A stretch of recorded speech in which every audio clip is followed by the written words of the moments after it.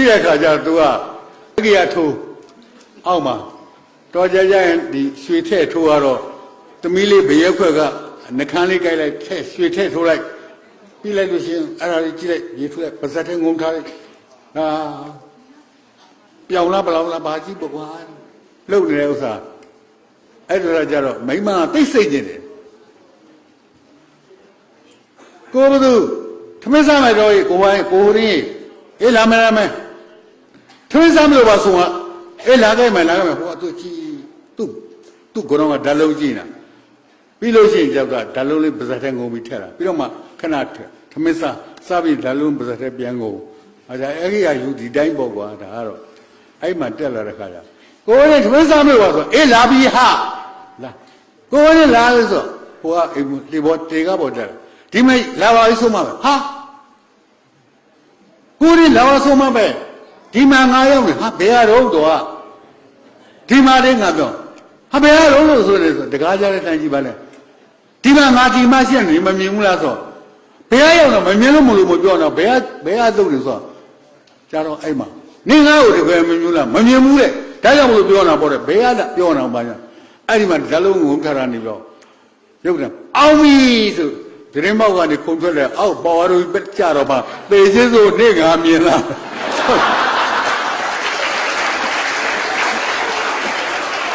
တောင်းမြကလည်းမင်းတို့လက်ခုပ်တီးတာငါ့ကိုအဲ့ဒီပေါက်ဆုံးကြာပြီးလည်းပြီးတော့ပေစစ်ဆိုမြင်လားပဲဆိုဟုတ်တယ်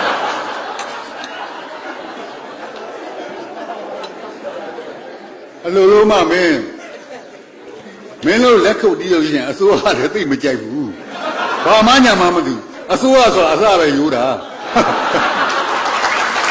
ဟာဘာတော့ဟာ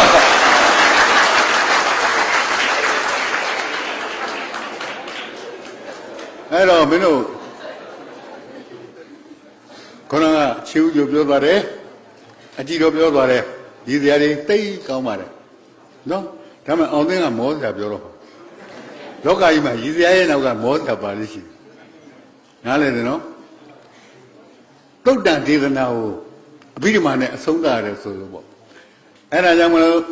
တရားတော်မတို့ရင်နိဗ္ဗာန်သို့ဉာဏ်နဲ့လည်းညာတယ်ဝိသု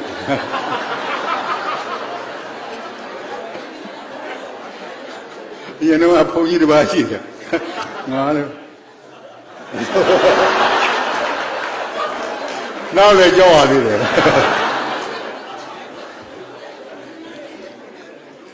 တန်မြခုနကပြောတဲ့ဟောပေါ့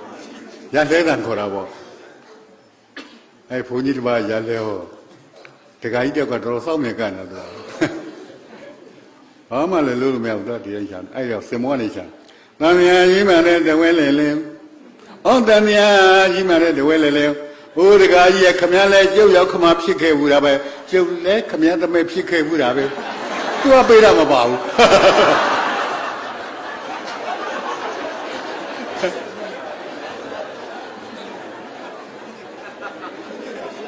ဒီကညာကွာငါပေါက်တက်ခဲ့ရဒီလျှောက်ပြောလို့ဆိုတာဆရာဆိုတာတော့ခွာကြတယ်ကွာငါကျောင်းဆရာလည်းလုပ်ခဲ့သေးတယ်အဲ့ဘုန်းကြီးတွေကျောင်းလည်းသိတယ်စစ်တဲ့ကတော့မှလည်းလုပ်ခဲ့သေးတယ်ဆိုတာငါအဲ့ဇဲကတော်ဆုံးနေတယ်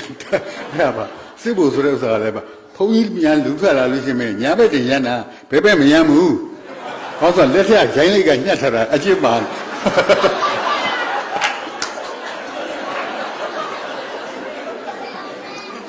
အဲ့စစ်ဖို့များလဲဒီလိုလမ်းလျှောက်လို့ချင်းစစ်ဖို့လူတွေများလမ်းလျှောက်လို့ညာဘက်ကဒီလိုသွားတာဘယ်ဘက်ကသိမရမ်းဘူးဟောဆို6လုံးမျိုးဆုံးအောင်လွှဲတာအကျင့်ပါနေတာခါမှတော့မိပြောင်းတော့မရှိတော့ဘူးအဲ့လိုပေါ့နော်ဘုန်းကြီးတို့လည်းစုပြီးရုပ်သိမ်းထောင်နေတာကြောက်နောက်လည်းကြောက်တရားတယ်ရုပ်သိမ်းထောင်တော့အပြူတွေထွက်လာ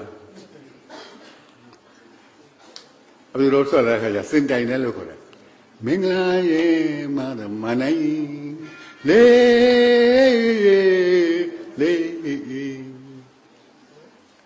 အဲ့ဒါ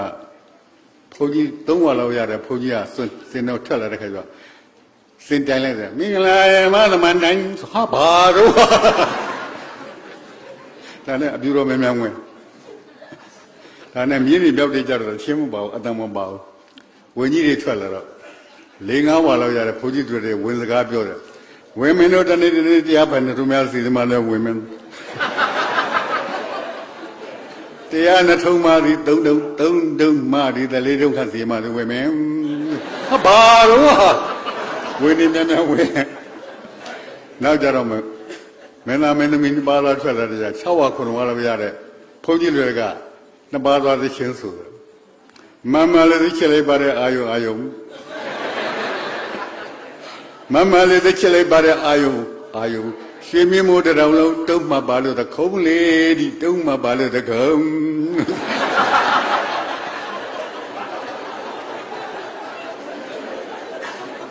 ဟာလေအဲ့လိုဖြစ်လို့မင်းတို့သိခန္ဓာထောင်ကြငါမှကျောင်းဆရာအကျင့်ပါစစ်တဲ့ကလေးမလုပ်ဘူးစစ်ဖို့အကျင့်လဲပါလက်ခုလုံးတစ်ခုမှမကောင်းဘူး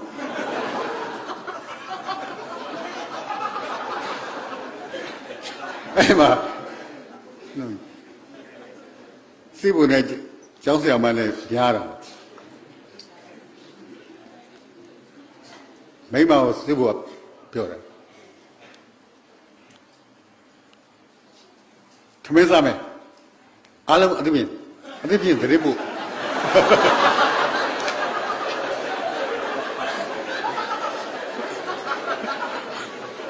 မိမလည်းအားလုံးသိပြီလာစားနိုင်ပြီမလို့အားမကြသေးနဲ့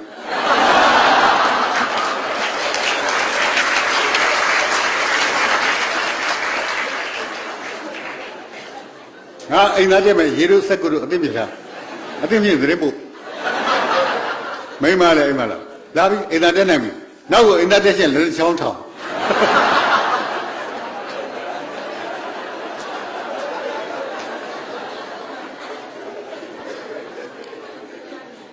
ထားလိုက်ပါတော့အဲ့တော့ကြီးစရာပြောတယ်မောစရာတွေပါမယ်ဆိုပြောကြတယ်နော်တို့နည်းနည်းပိုင်းကပြောအောင်ကြီးကြမောကြပြောပါပေါ့နော်ငါဘဝကိုလည်းငါပြောပါပြန်ပြောပြပါဒါမှပြောစရာပါစရာဘာတော့မဟုတ်ဘူးမင်းတို့ပြန်ပြောပါအဲ့ဒီမှာထောင်ထဲမှာရောက်ခဲ့တဲ့ဥစ္စာ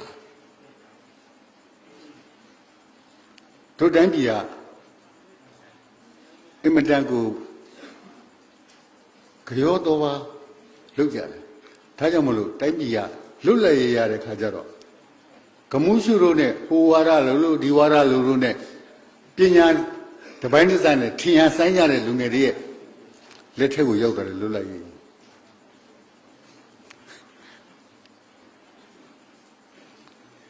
ငါလည်းငါပဲတခါကြအစိုးရသိမကြိုက်ဘူးကွာငါမဟုတ်ငါမကြိုက်တာဘူး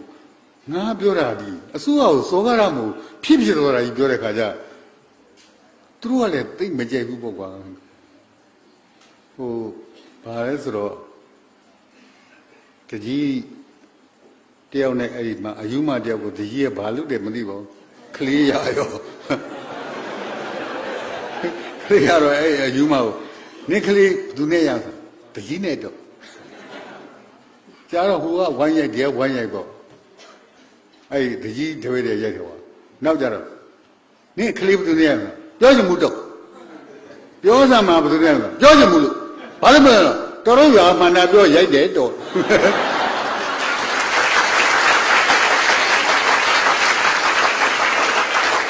ဟုတ်လားငါပြောမိတာကွာတကယ်ပါမကွေးခေါ်ပြောမှမပြောခဲ့တယ်ဆိုတာစင်ကာပူက1965ခုနှစ်မှာလွတ်လပ်ရေးရတယ်အဲ့မှာလီကွမ်ယူအဲ့မှာဝင်းကြီးရုပ်ပေါ့လီကွမ်ယူကမြင်းငယ်လေးနဲ့ပြောတာကျွန်တော်တို့ကလာမယ့်နှစ်20မှာဗမာပြည်ကိုမိအောင်စူးစမ်းမယ်ပြောပါပြောထားလိုက်ပါတော့အဲ့ဒါသူ့တိုင်းထားလိုက်ပေါ့ငါပြောတယ်သူတို့ကစင်ကာပူကအိန္ဒိယနိုင်ငံမှုလားလို့အာနာတယ်သူတို့ဗမာဆိုအာနာရတော့သူမိအောင်လို့ဆင်းပေးလိုက်ပါတယ်လို့ပြောတာ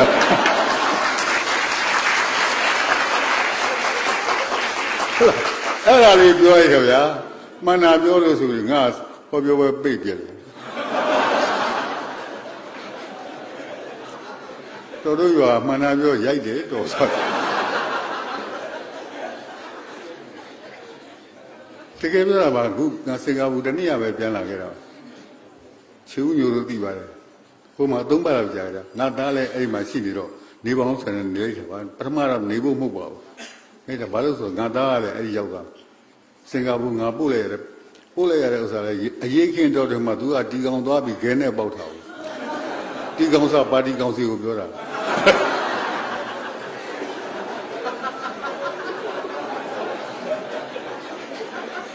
ပြီးလဲပြီးရောထွက်လာတဲ့ခါကျတော့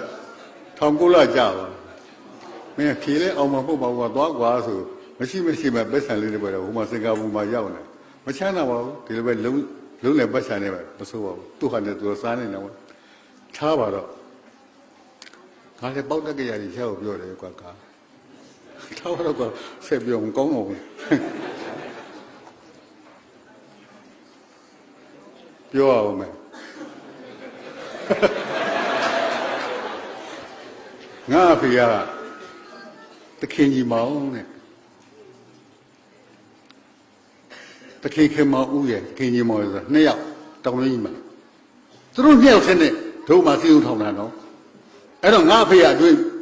ဥက္ကဋ္ဌတခင်ခင်မောင်အတွင်းမှုကောင်းမှမလို့မရှိဘူးတခဲနဲ့အတီးပြီးတော့ဆို2ယောက်လေ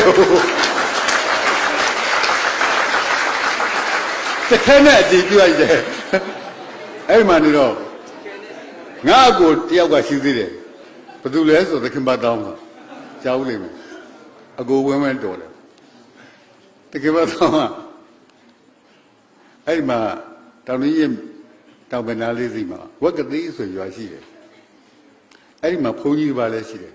အဲ့သခင်မတောင်းကလည်းအဲ့ဒီမှာအမျိုးသမီးတယောက်ကဘိုးတော်အင်္ဂလိပ်ပေါ့အင်္ဂလိပ်ဆိုမဲ့ဟိုစစ်ဘိုလ်တွေပါတယ်မဟုတ်ပေါ့အမှန်ကတကယ်ကိုဟောပါတိတော်ပဲအရာရှိပါသူကဘိုးကသခင်ကဘယ်လိုပြောတယ်ဘာညာဆိုသိစ္စာမဲ့လိုက်သခင်ကဘယ်လိုပြောတယ်ဘာညာသခင်ဘာကြောင့်ဆိုအခုအခပိုက်ဆံပေးထားတဲ့အကောင်သခင်ပိုက်ဆံယူပြီးအမှုထောင်းတဲ့အကောင်ကဘယင်ကန်းနေစပြီးပြာတာအထိအစေကသူတို့ဒီအားလုံးအစေကဒါကြောင့်သခင်မတော်ဟာ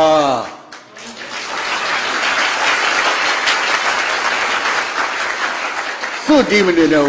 ပြီးတော့ကြမှာမင်းတို့ကလည်းသေချစ်ဆုံးငါသိတာပဲဆိုအဲ့ပေါက်ကလာမလုံးနဲ့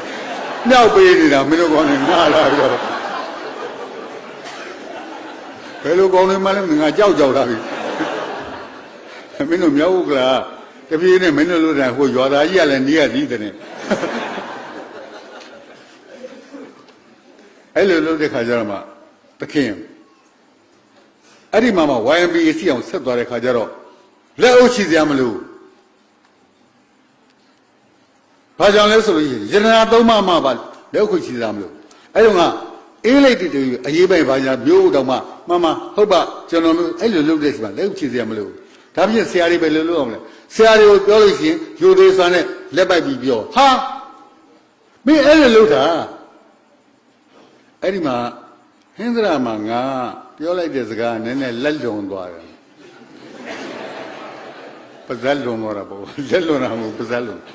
အဲ့တော့ကျွတ်တူဟာလို့အဲ့လိုထီအောင်လက်အုပ်ချီတဲ့ဥစ္စာဖြုတ်ခဲ့တဲ့တိုက်ပြီလို့သခင်ဆိုတဲ့နာမည်နဲ့လုပ်ခဲ့တဲ့တိုက်ပြီလက်အုပ်ချီစရာမလိုဘူးဆိုတဲ့တိုက်ပြီအဲ့လိုလူမျိုးတွေရဲ့တိုက်ပြီကအခုလွတ်လပ်ရေးရပြီလို့အနှစ်30လောက်ရှိတဲ့ကမှလူမြင်ရှိခိုးခြင်းတွေပြောတာ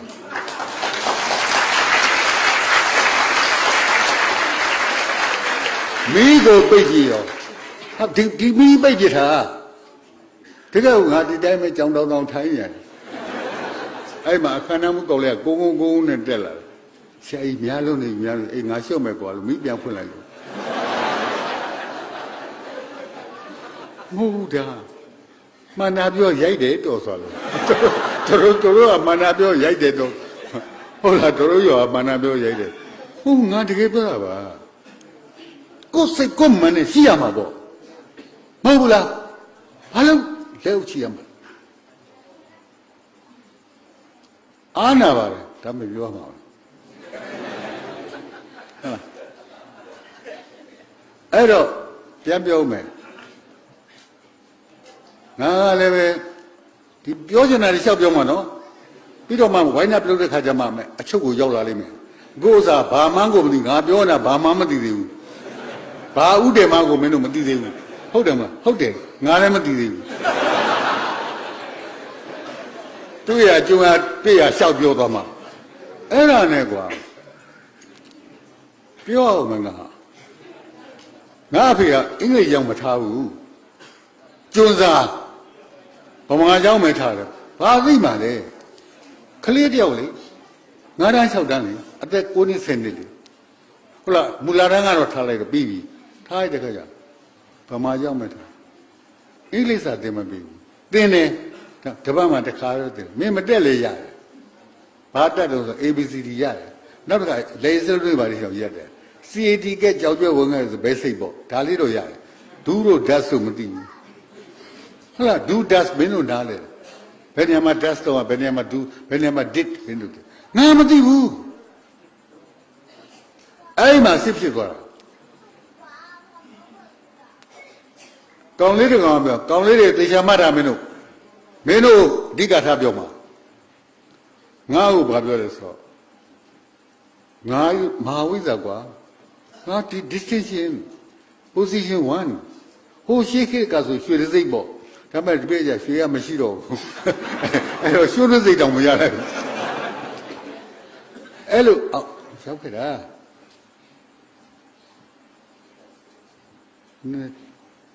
အခုဒီရက်စီမှာရောက်သွားတယ်ဆရာတပည့်တွေဘာမပြောဘာခွင့်ရမှမတောင်းဘူးအဲ့ခုဝေကြီးတွေပါတပည့်တွေပါနော်ထားဒါကြွားလို့ဖြစ်အဲ့ဒီမှာနေတဲ့ခါကျတော့အဲ့လောက်ထအောင်စစ်တဲ့ကတူရောဘာရောငါတော့စာရေးဆရာဖြစ်လာတယ်ပေါ့ကွာအောင်တင်းဘာညာဖြစ်လာတာအဲ့မှာဘွဲရသွားတဲ့ကောင်လေးတွေကငါ့ကိုဘာပြောလဲဆရာတို့ကခေတ်ကောင်းကိုမှီခဲ့တာကိုတဲ့နားထားရီးမနေနဲ့ရီးစရာရဲ့နောက်ကမောစရာပါလာလိမ့်မယ်ခေတ်ကောင်းကိုမှီခဲ့တယ်ငါ့ကိုပြောတယ်တော့ဟုတ်ပါတယ်ဆရာတက်ကတူခေတ်ကောင်းပြီတယ်ပေါ့မင်းခေတ်ပြတ်တာကြုံမှုလားလို့မင်းလေခေတ်ပြတ်တာကြုံမှုလို့လားမင်းတို့ကိုမကြုံဘူးအင်္ဂလိပ်အပြေးဂျပန်အဝင်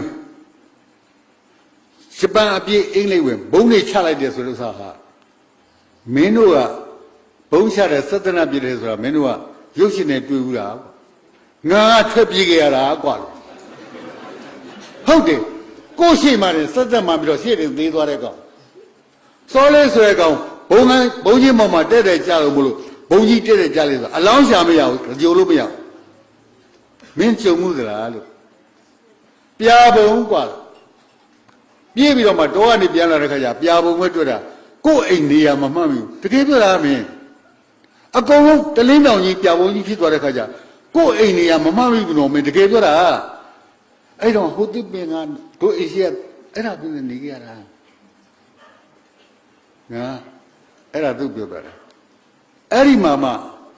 ခစ်ပြက်ပြီဆိုရင်ပထမဆုံးစပိတ်တာအကြောင်းကွာနောက်ဆုံးမှပိတ်တာရဲစခန်းဟုတ်လား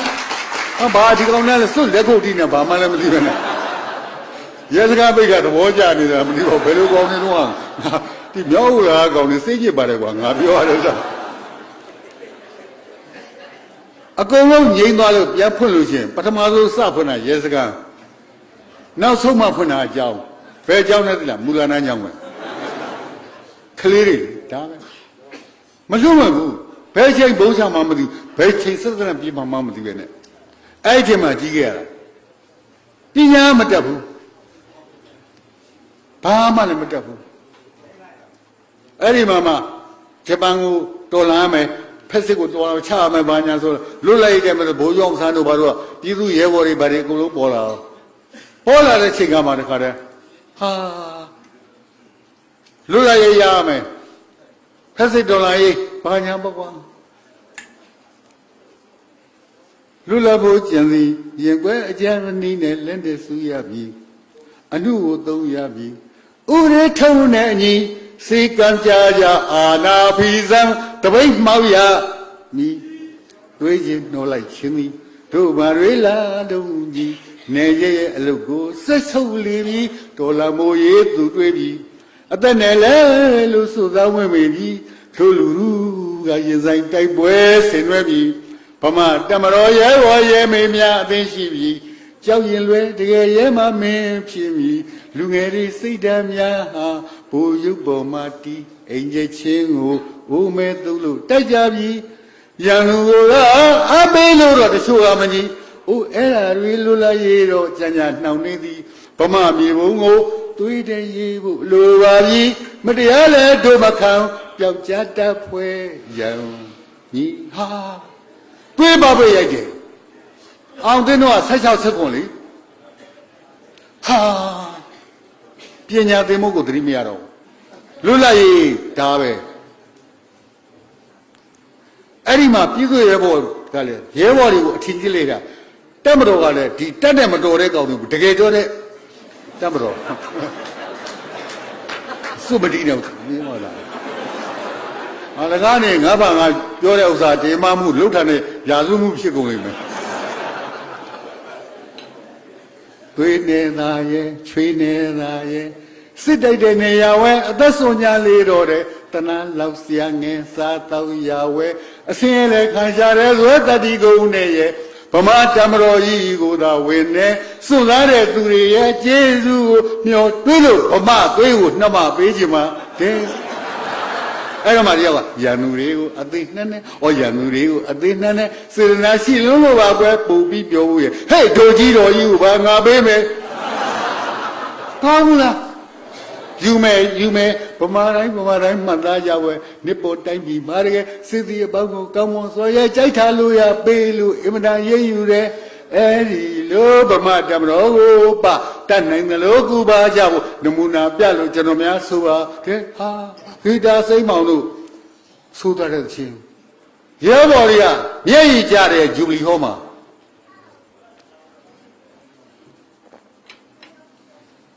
အဲ့တော့အောင်သိန်းတို့ကတမတော်သားတို့သိအားကြတယ်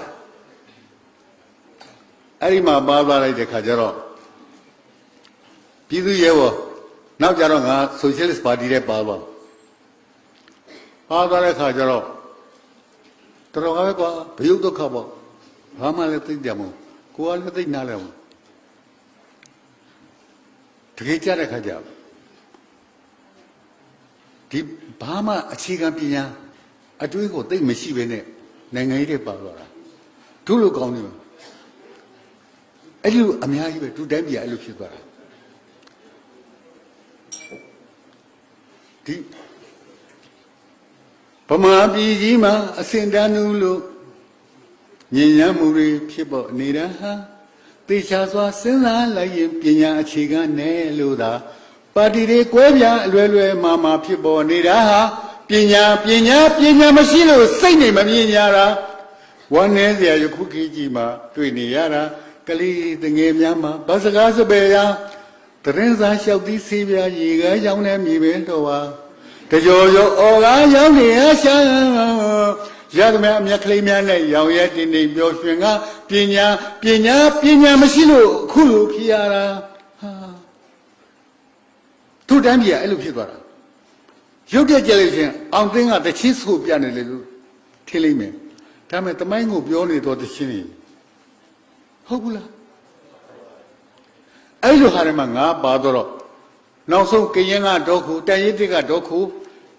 BCP ကလည်းသဝုံထအလံတွေကလည်းသဝုံထအဲ့လိုကြားထဲမှာကိုပြောတော့အောင်သိန်းကအဲ့ထက်မှာပါပြီးရက်ကန်နဲ့ဘာနေငါတော့ဖြစ်ပုံကိုပြောလိုက်အောင်မယ်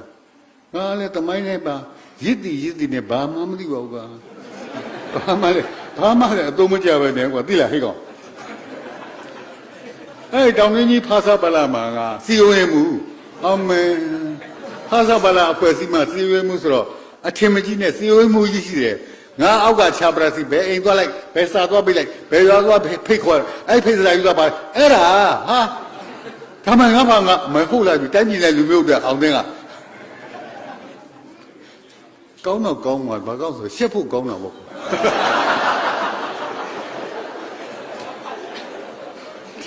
ဒါမဲ့အဲ့တုန်းကအောင်သိန်းလို့ပြန်တနာတယ်ဒါမှတကယ်စိတ်နဲ့လုပ်ခဲ့တာပါအဲ့ဒီဥက္ကဋ္ဌကဘာလုပ်လဲဆိုတော့ဦးအောင်တန်းဘေးဦးအောင်တန်းဆိုဘိုးကြောင့်ဆိုင်အကိုဦးအောင်တန်းအဲ့ဒါသွားဖြစ်အဲ့ဒါနဲ့ဦးအောင်တန်းအိမ်ပေါ့ကွာဥက္ကဋ္ဌကြီးလေငါစီလုံးကိုချက်ပရာစီဟိုပြေးလိုက်ဒီပြေးလိုက်ဆိုရဲဆိုတော့ဖြာလေးခွေးမောက်ပေါ့ကွာအဲ့မှာပြေးတော့နောက်ကြတာအောင်ဒီမှာစပင်းစားသွားအဲ့မှာစားအဲ့ဦးအောင်တန်းရဲ့မိန်းမဒေါက်ခင်နှုတ်တယ်ငါမမလူလို့ခေါ်တယ်အဲ့ဒါသူ့အိမ်မှာပဲစားလိုက်သွားလိုက်ပြီးဒီလိုပဲနေရင်ကနေပြီးတော့ဘိုးကျောင်းဆန်းတို့လောက်ကြမှုကြီးဖြစ်ပါလေရောအဲ့တော့ဦးအောင်တန်းရဲ့အကိုအကြီးဆုံးဥပဝဲပါပါတယ်ညီဖြစ်တဲ့အောင်ဆန်းပါပါတယ်ဆိုတော့ဥပဝဲရဲ့ဇနီးကဒေါက်ခင်စောတဲ့မင်းတို့ဒီဖာထဲမှာခုကျရှိပါတယ်ဘာလို့ University Avenue ပေါ့နော်တက္ကသိုလ်ရေးတာလမ်းထဲမှာ 51D အဲ့မှာတော့သူကသွားတယ်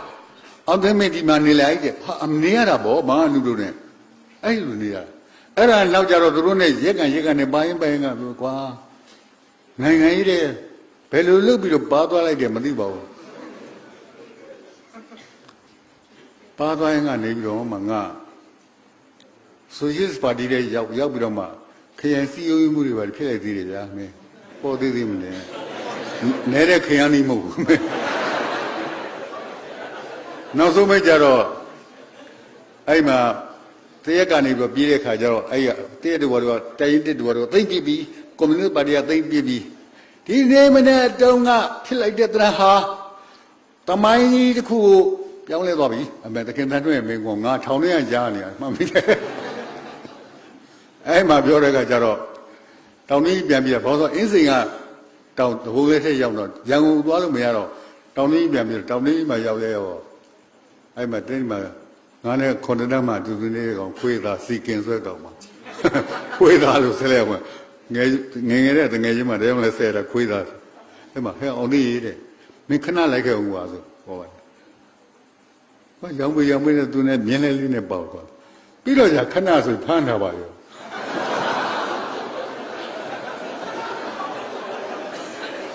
sorry ကွာငါခြေတော့တင်တော့မယ်နော်တော့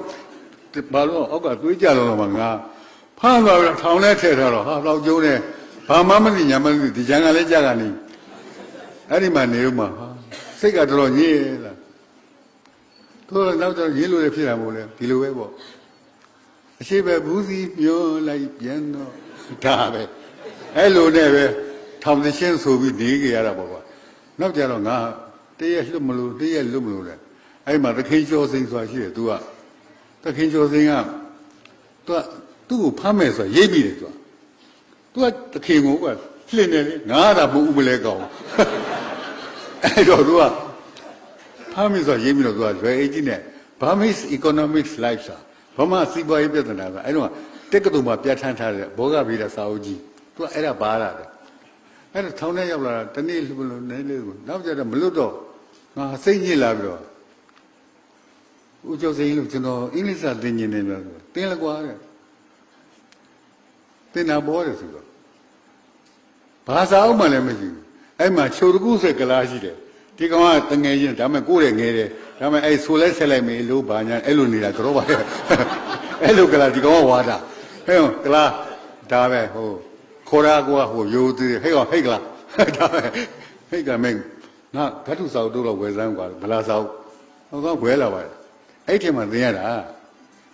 အဲ့ဒီဘုန်းတော်ကပြတဲ့ဒီပြင်းအင်္ဂလိပ်စာလည်းမရှိဘူးအဲ့ဗမာစီးပွားရေးပြဿနာဆိုရယ် Burmese Economics Life ဆိုစာအုပ်ကြီးကထုတ်သင်ရတာဗျာသမီးပြောလိုက်အောင်ကမင်းရည်စရာသိကောင်းတယ်တချို့ကလည်းငါခုတည်းကအလို့ရနေတယ် Many locomotives were destroyed by the British Army during the evacuation ဟာ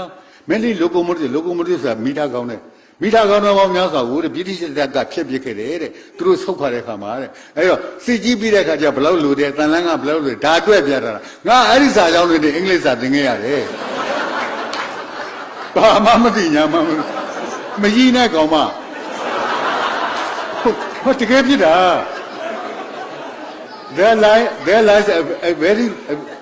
a narrow very lies there between Champlain and Bigo မှာ Champ ကိုမင်းနဲ့ ဟိုဒီဘက်ကဘကိုးမှခြားတယ်မှာတဲ့လူမြင်လေးတစ်ခုကြီးအဲ့ဒီလူမြင်လေးကတဲ့တိတ်မြေဩဇာကောင်းတယ်ဒါမျိုးတွေသင်ရတာငါဒုက္ခကိုရောက်လာဒါမဲ့ active specific ကိုအဲ့ဒါနဲ့တက်ခဲ့တာနောက်ကြတော့အဲ့ထောင်ပိုင်ကြီးကရှိတော့အဲ့ဦးကျော်စင်းကထောင်ပိုင်ကြီးကိုသွားတောင်းတယ်ဦးလောက်မောင်ကမိတိတိဖြစ်နေပြီထောင်ပိုင်ကြီးရဲ့ပေါ့သူ့သားတွေကလည်းရှိတော့သားတွေသမီးတွေတင်တဲ့ကလေးဆောင်များမရှိဘူးလားမောင်နဲ့အင်္ဂလိပ်စာတင်ကျင်းလို့ပါပေါ့ဆိုသူ့သားငယ်ဆုံးကစကန်းကြီးဟာရောက်မရှိဘူးတဲ့ရှားကြည့်စမ်းပါစားကြည့်တဲ့ခါကျဘာတွေ့ဆိုပရိဂရီယာကျတဲ့ဆယ်ရန်တင်တဲ့စာအုပ်အဲ့ဒါပထမဆုံးဆယ်ရန်တင်တဲ့စာအုပ်နဲ့စတင်ရတယ် although I was a full commander of the brigade when the was came to him and had every hope to be ara အလွတ်ရတာအဲ့ဒီမှာအင်္ဂလိပ်စာတင်တာတိတ်ဆိတ်ဝင်စားသွင်းတယ်တကယ်ကိုနားထောင်တော့ခုကစပြီးအရေးကြီးတာပြောတော့မယ်အကောင်တွေအကောင်မတွေဟုတ်တကယ်ပြောတာပါချစ်လို့ပြောတာကြောင်းစရာလေအဲ့ဒီလိုလုပ်ပြီးတော့တင်လိုက်တဲ့ဥစ္စာတော့ဘယ်လောက်ထိအောင်ဆွဲလိုက်လဲဆိုအင်္ဂလိပ်စာကိုအိမ်မက်မက်တယ်စိတ်ထက်တစ်ချောင်းနဲ့တော့စိတ်အရွယ်ကအပြင်ကိုလဲရင်ပတ်ချင်တဲ့အရွယ်သူတို့ထောင်နဲ့ထည့်ထားတော့လွယ်လို့မရဘူးအရွယ်သမီးမိမတိတ်ပိုးခြင်းတဲ့အချိန်ထောင်နဲ့ထည့်ထားတော့အထက်ဆက်တော့မမြင်အောင်ငါမ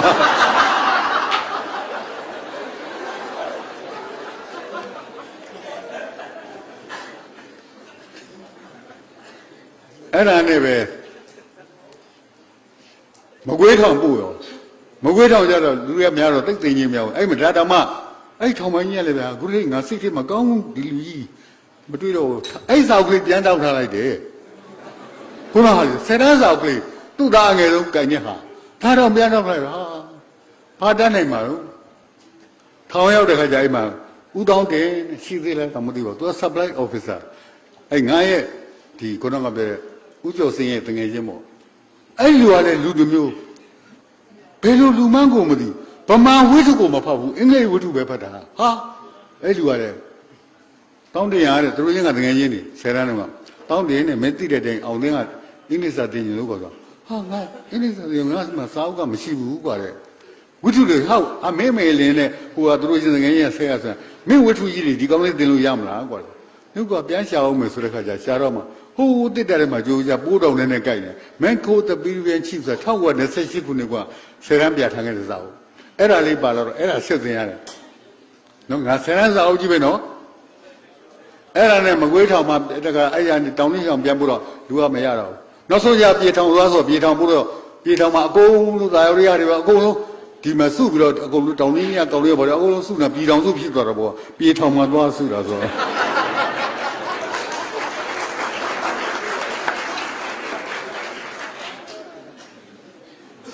အဲ့ဒီတော့ဘာသာဥဒ္ဓလာရတယ်ဆို prisoner of Zenda ဆိုဇင်နာအကျဉ်းသမားပေါ့အဲ့ဒါလေးလာရတာအဲ့မှာနည်းနည်းမှသိရတယ်နောက်ကြတော့တို့တရေထောင်ပို့ပြေရောဗျာဟာတရေထောင်ပို့တော့တရေထောင်ကြတဲ့ခါကျငါအင်္ဂလိပ်စာတော်လေးရတယ်အဲ့ဒီမှာပြောအောင်မယ်ရောကမယ်နော်ကန်ဆရာအဲ့ဒါပြောတာမိတီ you are not allowed to read another page of like thatဘဝမှာစာမျက်နှာကြောဖတ်လို့မရဘူးနော်နားလဲကောင်ကမဘောသူဘိကလေးဆိုသူ့ပဲမင်းတော့လှမ်းပြောနေတာပြီးတော့ဘဝမှာစာမျက်နှာကြောဖတ်လို့မရဘူးဝိထုတို့ကိုစာမျက်နှာကြောဖတ်လို့ရမှာ but you are not allowed to read another page of life no အဲ့ဒါနဲ့သွားတဲ့ခါကျအဲ့ထောင်ထဲမှာဘသူပါလာလဲဆိုအရာရှိကြီးအစုံမဲအဲ့ထဲမှာတယောက်ကထူးထူးခြားခြားငါနဲ့ရေသက်စုံပေါ်လာဆက်ရှိမင်းကြီးဥပယေဥပယေဆက်ရှိမင်းကြီးပေါ့ဟာသူက MABL ဟာ MABL တိတ်တော်တာဥခေမောင်အေးနောက်ရဲမင်းကြီးဥပအေးဆိုတာလည်းပါတယ်ရဲမင်းကြီးဆိုဟိုမင်းကြီးဘုဘောတော့ရဲခရိုင်ရဲဝင်လို့ခေါ်မှာအဲ့တော့ငါဆရာကိုကျော်စင်းကပါပဲအောင်သိန်းနဲ့မင်းကအင်္ဂလိပ်စာတော်တက်လာပြီတဲ့ငါ့ကိုဆယ်တန်းတင်ပေးတဲ့ခုနပထမစတင်ပေးတဲ့ဆရာကမင်းကတော်တင်လာပြီတဲ့ အဲ့တော့ဆရာနဲ့တပည့်ကနည်းနည်းကွာမှတင်လို့ကောင်းတယ်ကွာအဲ့တော့တဲ့မင်းကငါတင်ရတာနည်းနည်းခက်သွားပြီတဲ့ဥက္ကမောင် AC အပ်ပြီမယ်ဥက္ကမောင် A က MABL ဟုတ်လား MA အောင်မလား BL ပြီးတော့ session မင်းကြီးကောင်းလားပဲမဲထောင်ထဲမှာကျောင်းအပွဲလုပ်သေး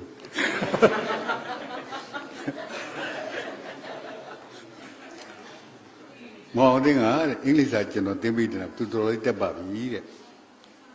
အဲ့တော့သူ့ကိုကျွန်တော်သင်တဲ့ဥစ္စာတဲ့ပိုးမြင့်သွားပြီတဲ့အင်္ဂလိပ်စာသူ့ကိုသင်ပေးစမ်းပါတဲ့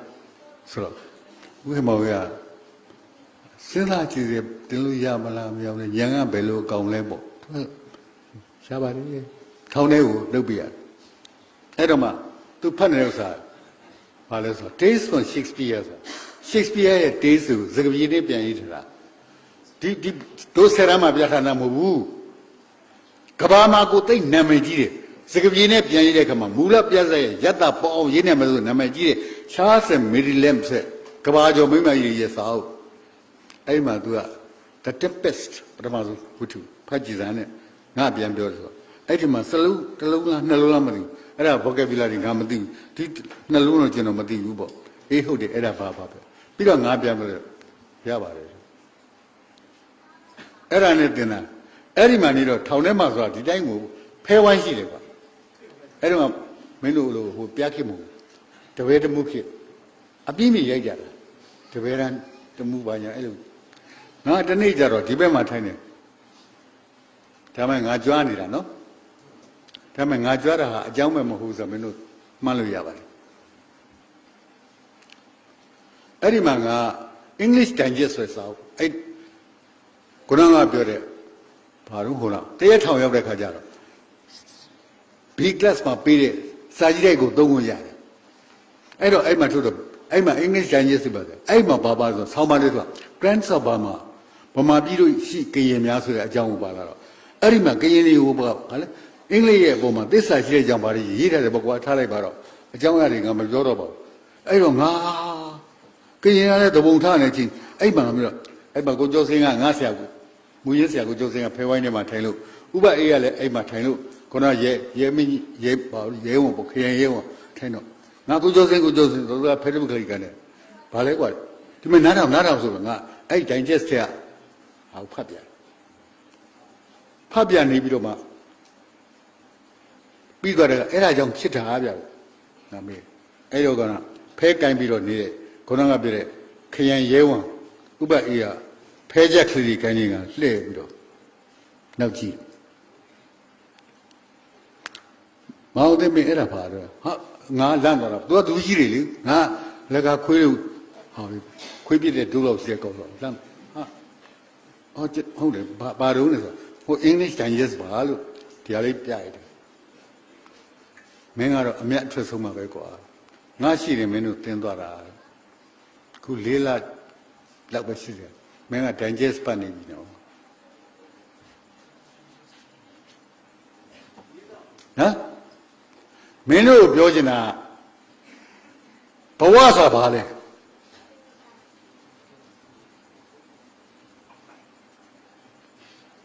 ပြောစမ်းဘဝဆိုတာဘာမသိဘူးလားသိတယ်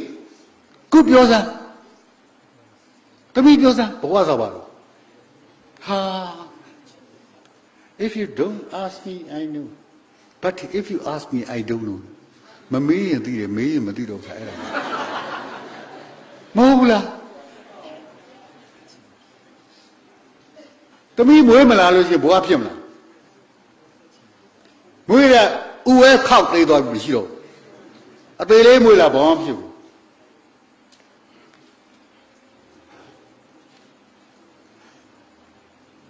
မင်းအသက်ဘယ်လောက်ရှိလဲထားပါတော့35ဖြစ်မယ်45ဖြစ်မယ်ငါ85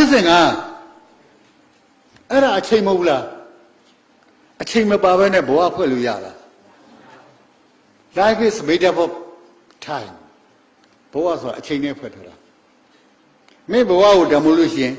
တန်ဖိုးထားရင်အချိန်ကိုတန်ဖိုးထားပါမင်းအချိန်ကိုဘယ်လောက်တန်ဖိုးထားဘူးလဲငါ